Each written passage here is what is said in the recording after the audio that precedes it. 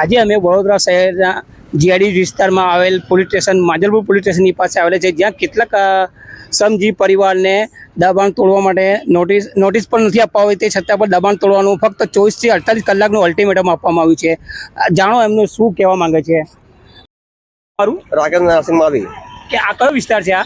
આપણે માધવપુર પોલીસ સ્ટેશનનો બાજુનો લાગે છે, માધવપુર વિસ્તાર લાગે છે અને મક્કરપુરા જીઆઈડીસી લાગે છે.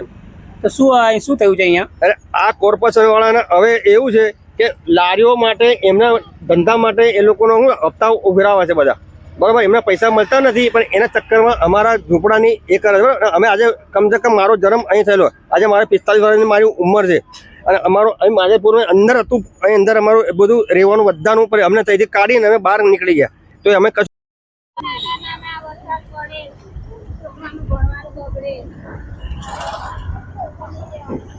અમને ઉડાના મકાનમાં બી કઈ વ્યવસ્થા કરી આપો બતા દેજો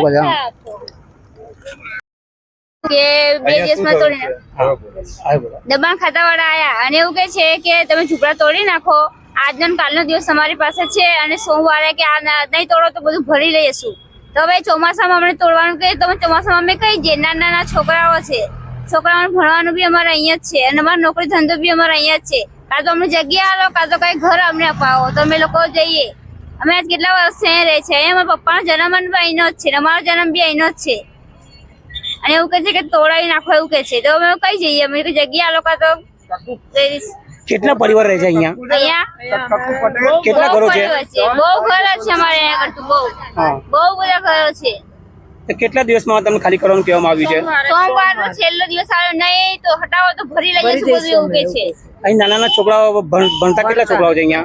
આ બધા છોકરા બધા ભણે છે, બધા ભણે છે. એમને ભણવાની કોઈ વ્યવસ્થા અહીં કરવામાં આવેલી છે? ના સરકારી સ્કૂલમાં જાય છે. અહીં સાંભળ્યું છે કે પોલીસ સ્ટેશનમાં બી કંઈક એમના માટે કઈ વ્યવસ્થા કરવામાં આવી છે. ટ્યુશન ચાલે છે ત્યાં. કોણ ચલાવે છે તે? મેડમ છે, એ ચલાવે છે. છોકરાઓ જાય છે અને અહીંયા